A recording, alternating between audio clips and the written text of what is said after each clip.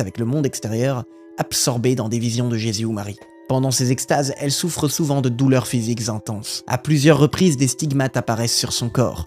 Pas seulement aux mains et aux pieds, mais parfois sur le front, les marques de la couronne d'épines, ou sur le côté, marques du coup de lance. Des médecins qui l'ont examinée affirment que ces plaies saignantes n'ont pas d'explication naturelle et qu'elles se referment ensuite sans infection. Julia a également connu des épisodes de transverbération, c'est-à-dire une douleur mystique au cœur. Ce sera notre 7e phénomène mystérieux, des lactations mystiques.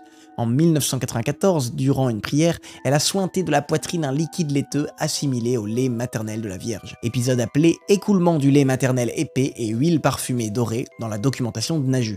Mais il y a aussi eu du lait de la Vierge Marie qui serait descendu sur Julia en 2009. Regardez par vous-même, le moins qu'on puisse dire c'est que c'est assez étonnant. Mais c'est pas fini, 8e phénomène mystérieux, le vendredi saint 5 avril 2012, c'est de l'huile qui sort des statues et des cheveux de Julia. Et en fait ça n'arrête pas, 9e phénomène mystérieux, parfois pendant ces extases douloureuses, sa température corporelle chute anormalement comme le 1er décembre 2012 où elle atteint environ 22,1 degrés. Un niveau incompatible avec la vie chez un être humain normal. Son pouls devient presque imperceptible, comme si elle était dans un état de mort clinique tout en restant consciente intérieurement. Après quelques heures, Julia revient à elle, épuisée, puis ses constantes vitales redeviennent normales.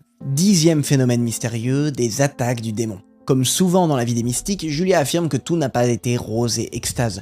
Elle aurait subi de violentes persécutions diaboliques. Par exemple, au beau milieu de la nuit, elle se serait fait projeter hors de son lit par une force invisible, ou encore étranglée par un esprit maléfique jusqu'à l'étouffement. Elle s'est plusieurs fois retrouvée projetée au sol, réveillée avec des griffures profondes dans le dos, ou des bleus inexplicables sur le corps, comme si elle avait été rouée de coups par un agresseur invisible. Parfois, même pendant ces moments de prière, son corps serait devenu le champ de bataille d'entités maléfiques tentant de la faire taire. Tous ces incidents s'accorde avec ce que Julia raconte de sa mission. Si elle accomplit beaucoup de bien, cela dérangerait forcément le camp du mal qui chercherait à la terroriser. 11e phénomène mystérieux, un miracle du soleil.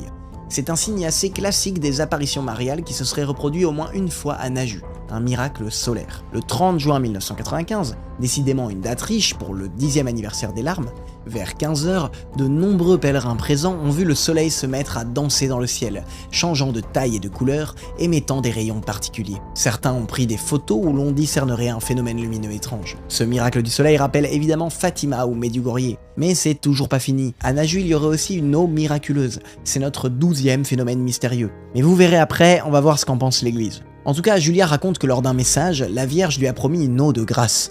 Et peu après, en 1992, sur la colline appelée Montagne de la Vierge, un terrain acquis par les fidèles, une source soudaine est apparue sur le site, alors qu'il n'y en avait pas naturellement. Or, des guérisons sont rapportées en lien avec cette eau. Dans les années 1990, Juliana Chun, de la paroisse de Suknam Dong, raconte que son